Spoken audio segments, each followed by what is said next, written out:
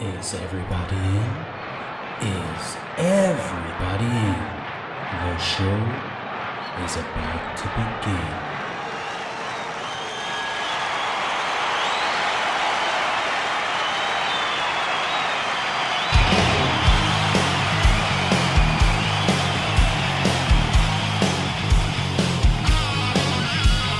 Welcome to the podcast, concerts that made us, interviews and stories, tales from the bus. We love taking you back to when it all went down. The greatest live shows and that cheering crowd sound. It's concerts that made us, concertsthatmadeus.com.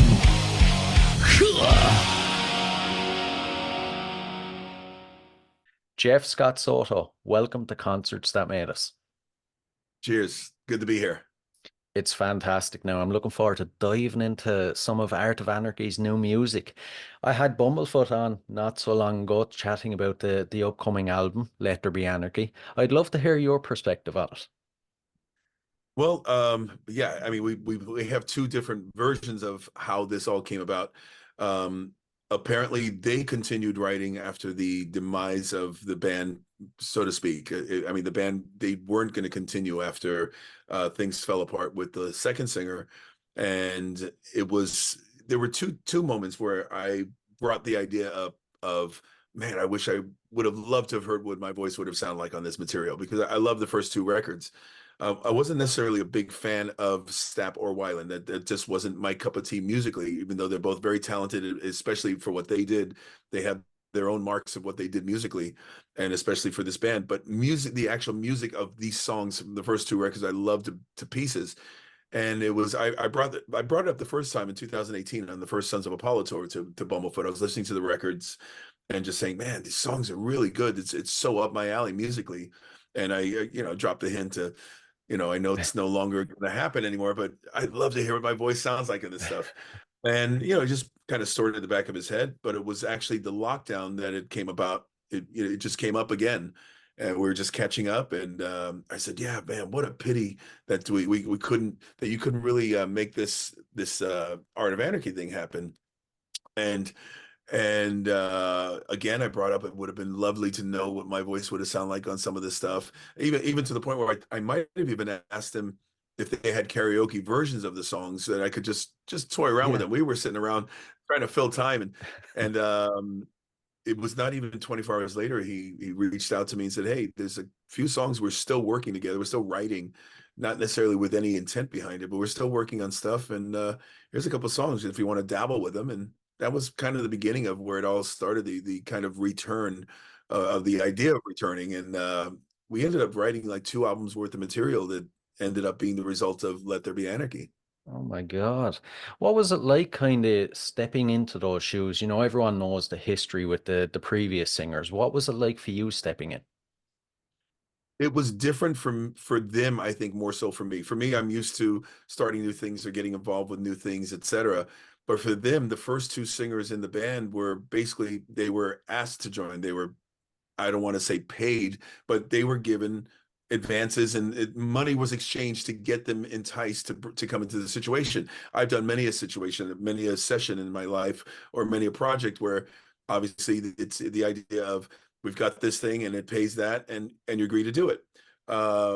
That was different. The difference was, this time I went to them saying, I'd love to do it. I'm not looking for a payday. I'm not looking to be paid to sing on this or create music with you guys. I'm looking to actually help put this back together and continue what you guys actually started, because it fell too soon as far as I was concerned. They let it go too soon, and I think that had possibly to do with the commitment of the people who were behind it. And I told them, I'm loyal, I'm committed. I would love to follow through with this and kind of help you guys turn it into what you expected it to be from day one. Yeah. How much input were you given then creatively? Were you allowed to kind of have some input? 1000%. The bottom line is, this is the brothers band. This is Vince and John's band. It was their baby from the get. They were writing songs with Ron for years, and they decided, they made a commitment to each other for him to be a producer, to play some stuff on the record and songwrite and all that stuff. But the idea was to make their dream record. they'd had enough bands and they'd been through all of that through the years. They said, you know what? We're not going to chase this anymore. We have a nice business. We have a nice side hustle, which is our normal daily lives, daily work. But we still have that yearning to have that, the album we always wanted to make.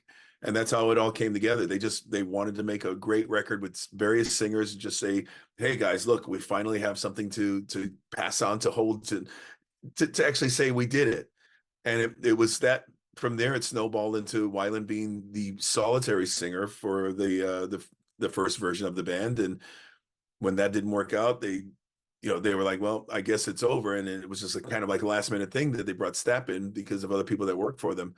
But this time around, it's different because I was kind of the one wrangling them together. Like, come on, guys, this is great stuff. We should do something with this. And I think that's a big difference here. There's a different energy regarding the entire overview of what this is supposed to be. And from that, I think there's a lot more excitement that it truly feels like a band now. Yeah, yeah, it definitely comes across like that. Now, with you on board the new album and everything, how far are you and the guys willing to go? Are you going straight for the top, or are you happy to just make music, play some gigs? You always strive for the top. You always strive. Every band, every artist, I don't care who they are and what they say, you're always reaching for that brass ring. And if you why do all what's necessary to make the music if you're not going to follow through with it in terms of, oh, it's successful, oh, we you want people to listen to your music, you want people to share in what your creation is. And it makes no sense for you to say, oh, I'm just going to make music just because I have to do it.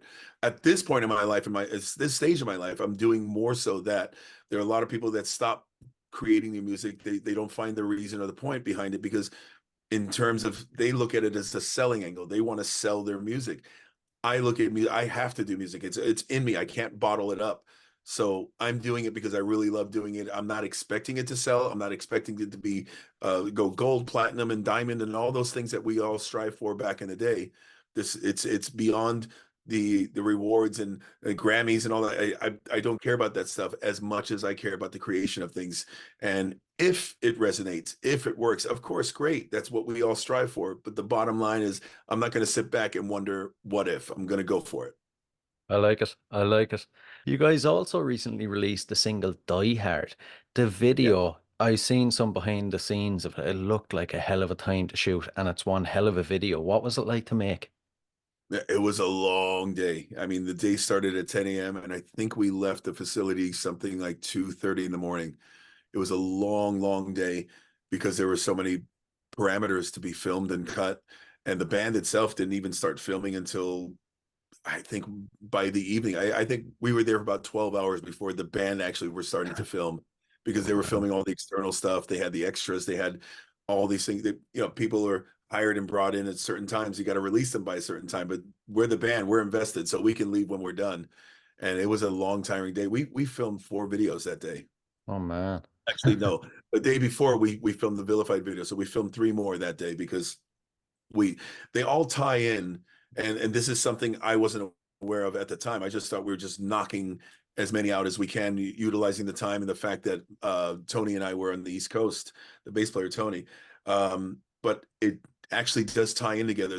The ending of Vilified ties into the beginning of Die Hard, and the ending of Die Hard will tie into the next one and the next one. I'm not going to reveal which of the next singles or the next videos, but the bottom line is all 4 tie into one another, kind of thematically, but it's not a concept album. It's just they wanted the theme to make just sense. So when you watch all 4 in a row, you kind of see it as a kind of a movie version of what we're doing.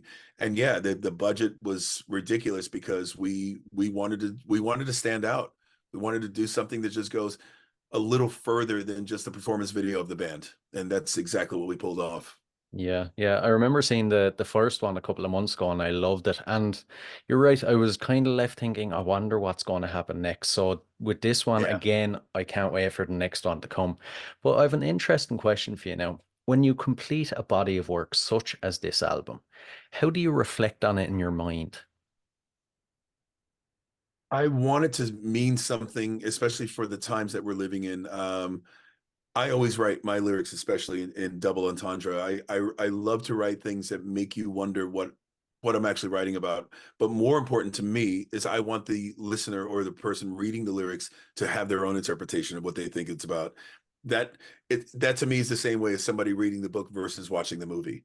If I'm going to tell you what the song is about, I'm revealing everything, and it leaves nothing to your own imagination if you're listening to the lyrics or you're reading the lyrics. And I always want them to be somewhat important. I don't just write throwaway lyrics just for the sake of rhyme schemes or even if it's a song. I've written a song about my dog, and it was a little puppy who was really hard to manage, and I got so frustrated, and I wrote the lyrics to this, and this is a long time ago. And so reviewers was, wow, that must have been a tumultuous relationship. Geez, this woman drove you crazy. I'm like, the song was about my dog. So I love that people can get two sides of the, sometimes even three sides to a storyline or a theme that I'm writing. So I always want to make it important. I want to make it count as much as possible. Yeah, I get you. I get you. I mean, there's Now, nothing wrong with a lyric like "Fight for your right to party" or "I want to rock and roll all night and party every day." We need those as well. we do. But I've done enough of those in my life, in my career at this stage of my life. It's kind of silly for me to personally be coming up with just writing about chicks and writing about rock and roll parties and all that stuff. I try to leave a little more, just a little more mark in what I'm doing lyrically these days. Go a bit deeper. Yeah, yeah. And you know, the podcast is called Concerts That Made Us. So I have to ask you some concert related questions. What Okay. was your first concert? I believe it goes back and forth, but I believe the first one, because they were both in 70. Oh, no, actually, no, the one I'm thinking was in 79. So my very first one was in 78 when I went to Dodger Stadium to see the Bee Gees. Oh And man. Andy Gibb, they brought Andy Gibb out to sing with them on quite a few songs. And most people think just because you do metal and hard rock and all that stuff, that's all you listen to, that's all you're influenced by. But rock didn't come into my life till my late teens. I was always a pop guy. It was the Bee Gees, it was disco, it was Motown, it was R&B, soul, black music. It was everything but rock music growing up. And I even remember kind of hanging out with some friends going, "Oh my God, I can't believe you guys listen to this noise." And this noise now became such a big influence and passion in my life. But it didn't resonate with me when I was younger. And it wasn't until bands like Journey and Toto and even Foreigner, they had such a white soul singer sound that blended with the hard rock guitars. And then it's like, this actually works to me. And then I started really coming in a little deeper and darker into the hard rock and metal world. Yeah, yeah. And So yeah, Dodgers would be the Bee Gees at Dodger Stadium was the first. And not even 10 years later, I'm at a Judas Priest Iron Maiden show. I like it. You'd actually be surprised how many like metalheads and real hard rock guys say their first concert or their first intro to music was the Bee Gees or ABBA Yeah. or something like that. It's shocking. Yeah. It's back in those days, especially the days before the iPod came along, you couldn't really reveal. It was kind of your own hush hush, don't tell anybody I actually listened to ABBA. uh because especially when you're on tour or you're hanging out with your friends, back in the days, even when CDs came out, obviously with cassettes, you had this big box with like maybe 20 or 30, 40 cassettes. You couldn't fit everything that you listened to, so you would bring, let me just put all my rock stuff, so people would, wow, you're a metalhead, you're a true rocker. And then came the CDs. It was the same thing. You had your CD wallet and people flipping through to look for something to listen to. The iPod comes along, all of a sudden it's a game changer. Now you can put thousands of songs. You can include your ABBA and your Peter Frampton and your Metallica and your Led Zeppelin and your Little River Band, if all the different things that you listened to when you were growing up. Now you can actually have it there if you secretly wanted to listen to it. And then all of a sudden it wasn't taboo anymore. You could actually say, I listened to everything from ABBA to Zeppelin, A through Z. Yeah, exactly, exactly. And if you think of all the concerts you attended as a concert goer, what ones would you say have made you? One of my biggest regrets is I never got to see Queen with Freddie live. I've seen them a billion times with Paul Rogers, with Adam Lambert. I've done numerous appearances with Brian and Roger, just like, the corporate things, etc. But my biggest regret is not having that live, because seeing all the videos and the DVDs, etc., I got that influence of Freddie as a performer, as a stage performer. But the one that actually the two that resonated most with me was watching David Lee Roth on the Fair Warning tour back in '80. I think that was '82. I don't remember what year that I went to go see that, and seeing Prince in '88. Prince is the ultimate performer to me, and so taking the frontman levels of what David Lee Roth, Prince, and Freddie, that I absorbed all of that, and that's what made me the frontman that I am. Yeah, definitely, definitely. And do you get much opportunities to go to gigs nowadays? Or are you too busy with your own music?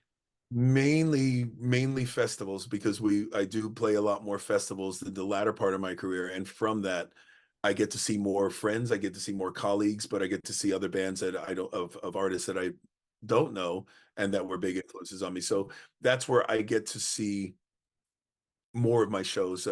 I'm working a lot. I'm always on tour. I'm always somewhere around the world, and even on days off, I get to pick up shows here and there. But for the most part, the majority of who and what I see is when I get to play the same bills with them.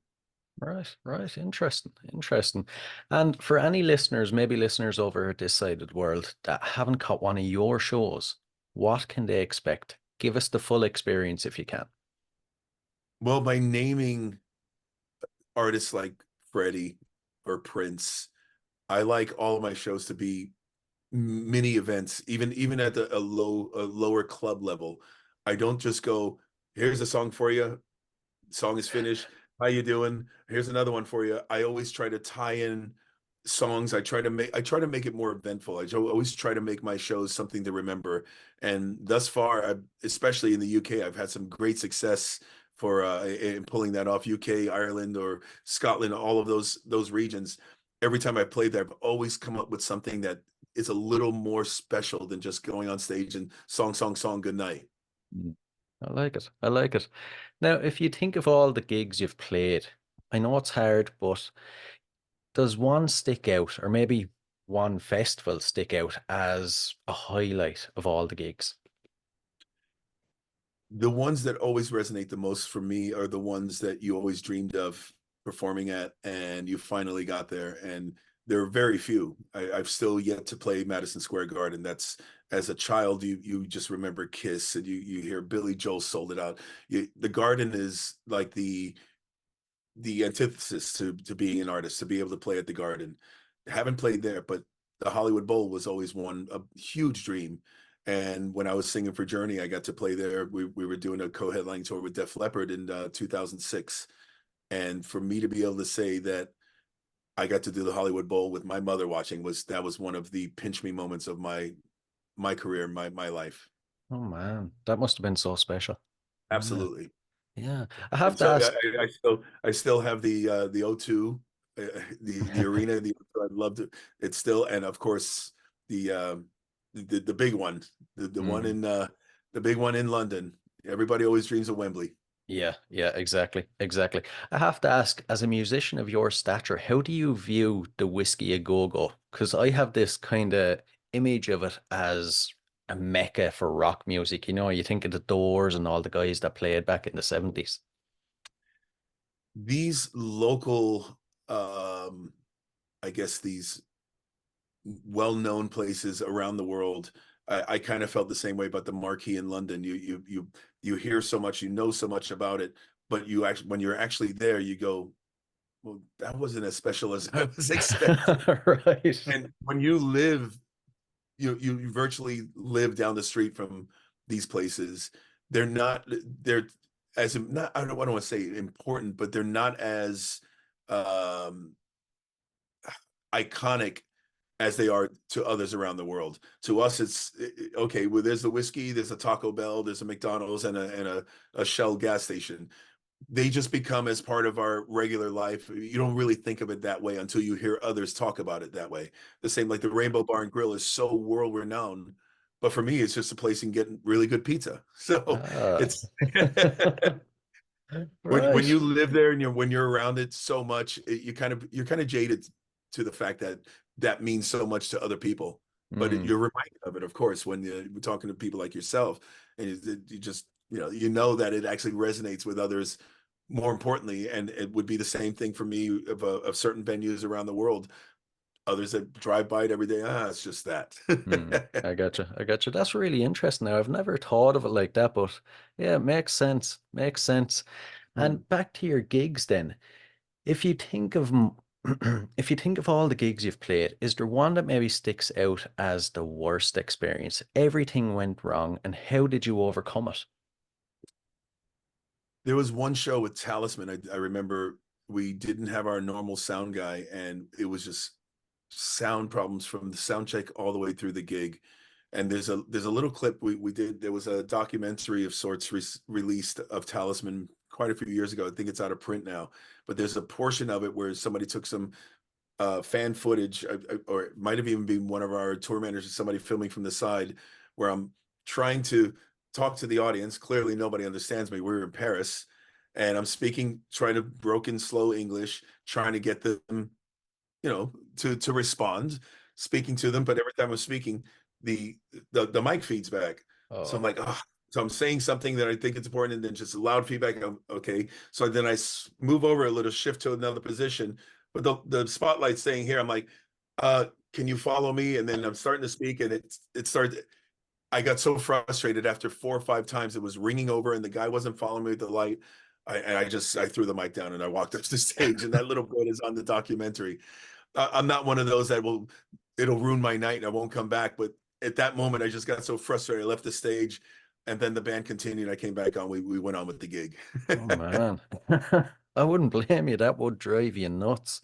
Oh man. Well, yeah, and you kind of expect it though when you don't have. This is why it's so important. It's so difficult for bands, especially on a known level, to travel without their entourage, to travel without the people that know their music, that know how to make their music sound, etc. When you're relying on local engineers and local people, they really sometimes don't even care. They're just there to push a few faders and, okay, I'm making my $50. I'm going home. I don't care about this band.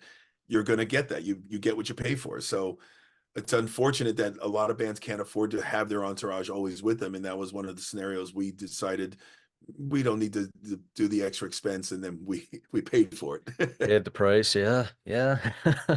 And when it comes to showtime, then how do you psych yourself up beforehand, and then afterwards, how do you wind down?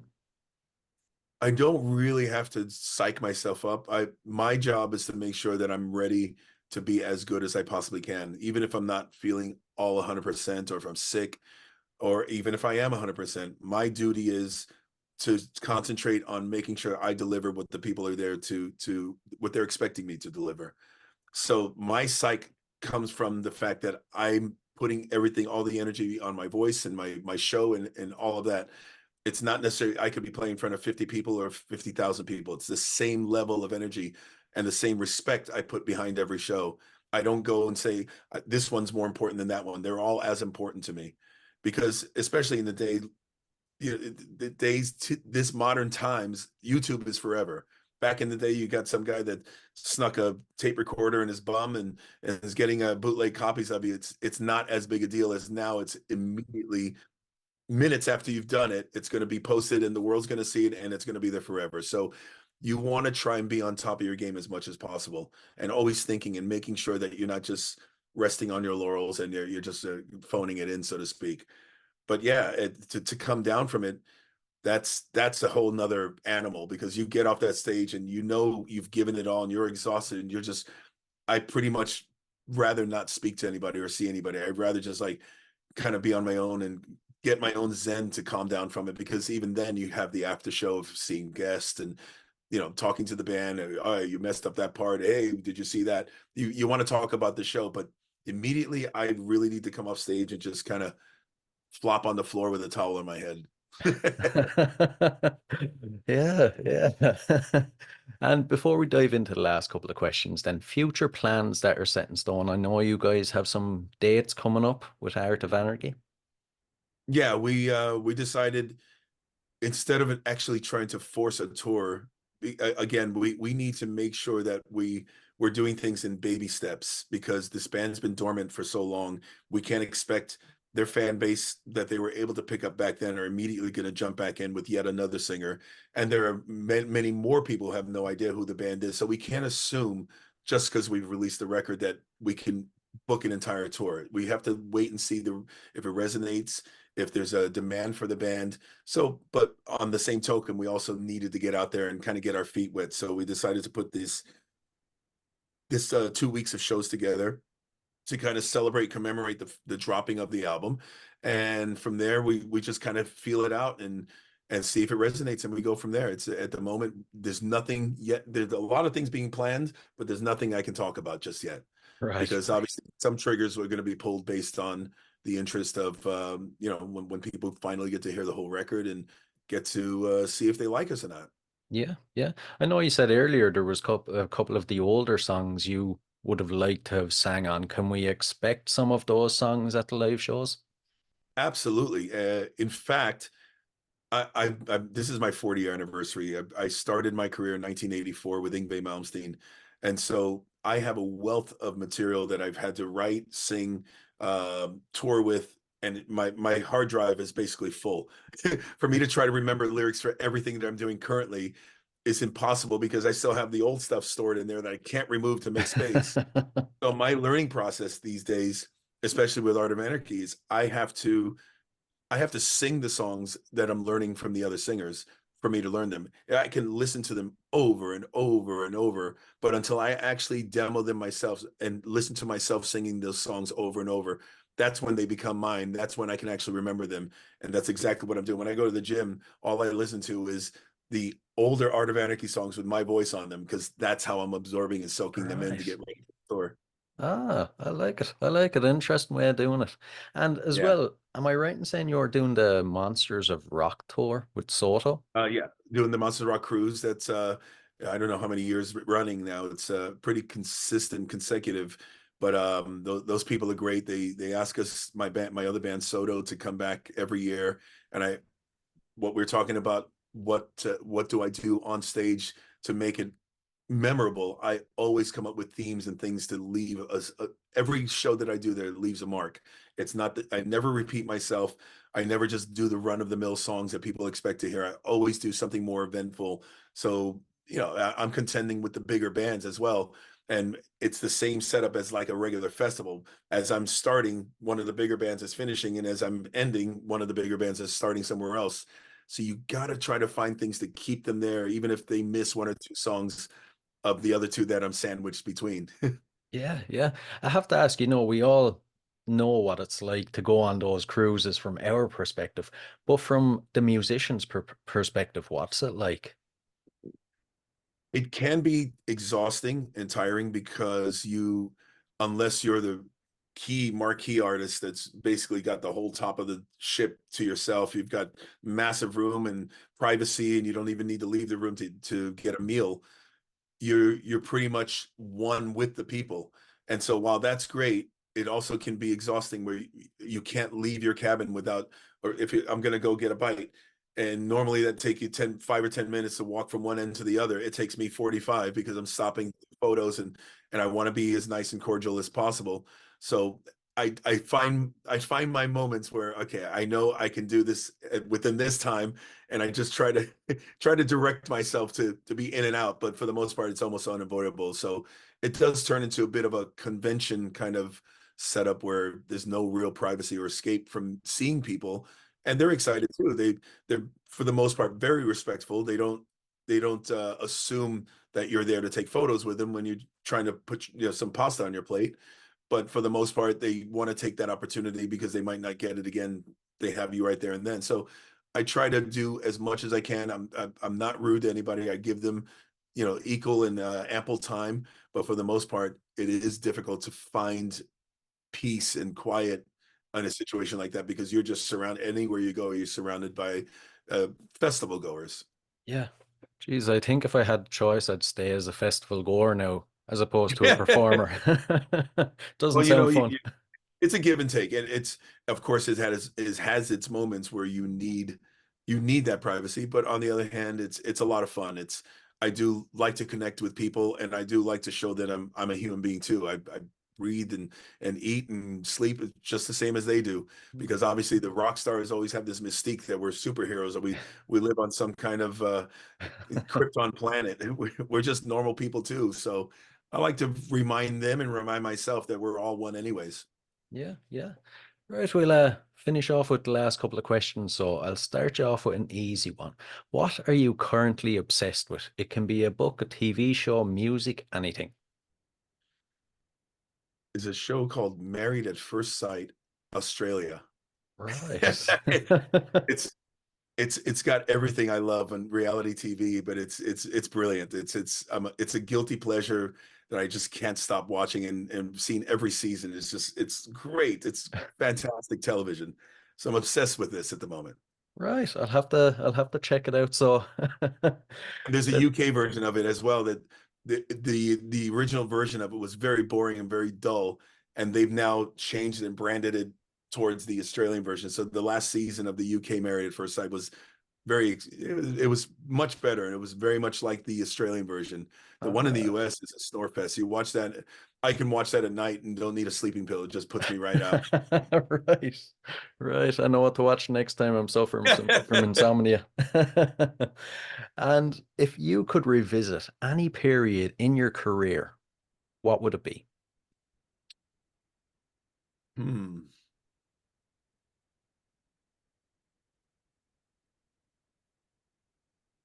That's a difficult one, because the better parts of my career, like the bigger moments in terms of bigger stages and bigger venues and bigger crowds, weren't necessarily the most positive, or the ones that left the most memorable positive memories for me. And I'm not talking about recently, I'm talking about even going way back. I I tend to lean more towards the smaller bands that meant more to me musically and meant more to the people musically in terms of my career.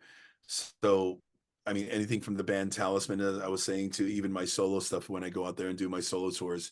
They're not the biggest stages, they're not the grandest conditions, but there's something about when you're with true brothers, when you're with when you truly love what you're doing and who you're doing it with, that tends to resonate more than the ones that were more corporate or business oriented, where you made more money and played to more people. I like it. I really like that answer now. And the final one, so bit tricky, but what song would appear on the soundtrack to your life? I know what would appear at my funeral. I would love the song "In My Life" from Beatles to be played at my funeral or my memorial, whatever. But the soundtrack, that is a trickier one, because how is there one song that defines defines a person, that defines a life, or it's easier if you could define, if you have to define a life that was only around for 7 years or 20 years. But I'm going to be 60 soon, so how do you find the one song that kind of encapsulates? And I probably have to go way back. Oof, that's a tough one. It really is a tough one.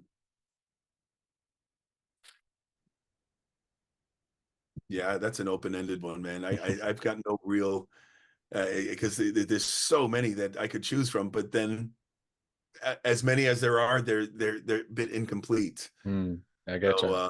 I've stumped you. yeah, I'd probably choose a song from Queen. It's just something from the earlier records, the ones that got me into this band, the ones that made me realize, because again, Queen is one of those bands that they're just so well rounded. They just have so many different styles, and it's not like they tried to do different things and didn't work. They're the kind of bands that were the jack of all trades and they were masters of all trades. So you can take an opera song, a blues song, a rock song, disco song, jazz song. There's so many different styles of music and genres that define one band. And that's what I'm trying to think of, one song that defines me in terms of musically, as a person, as an artist. And there really isn't just one. True, true. We'll leave it at that. So listen, Jeff, thanks a million now. It's been an absolute blast. Cheers. Thank you for having me. And thank you for having platforms like this to help us continue getting our music heard and watched and listened to, etc. It's a whole new world where magazines and flyers and radio is just a thing of the past. So we rely on on things such as this podcast and social media to keep the word going and keep us going. So thank you.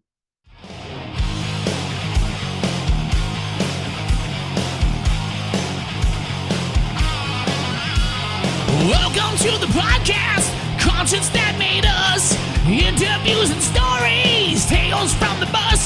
We love taking you back to when it all went down. The greatest live shows and the cheering crowd sound. It's concerts that made us, concertsthatmadeus.com.